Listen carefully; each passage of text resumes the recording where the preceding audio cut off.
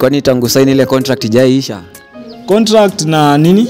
Na bodyguard. Naona tu siku hizi bado kila mahali unatembea naye. Mi bodyguard wangu ni wangu bro. Unajua huyo ni mtu wangu wa karibu. Sisi muacha.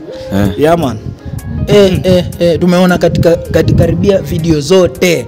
Ilipendo wako na bodyguard. Siri ni gani man? Sina bid, unajua kuna level fulani yenye ukifika kiusanii, huwezi kwa tu hivyo peke yako, lazima uwe na security. And lazima uwe na pesa ya kutosha kumlipa. Yeah man. Sasa unalipa bodyguard wako pesa ngapi? Juu last time niliuliza swali ukaringa. Actually mimi namlipa pesa poa. That's why jani acha. Tumekana hii for the longest time. Yeah. Kama miaka mingapi hivi? Tumeenda miaka kadhaa. And atuachani anytime soon. So is my personal bodyguard. Na hakuna ni tawai muacha. Anaitwa Telvin. Anaitwa Telvin. Yes. Telvin. Yeah. Anaweza 1 2 3 at least venye anakuwa na ulipendwa. Mzee uko na sauti unaweza ongea? Kama ni kunguruma. Si niko naye. Ujiongee. Boss anakubosia na kupeleka aje? Bosi ananipeleka fiti. Kwa mwisho wa mwezi unasema lazima wewe pesa ni mzuri.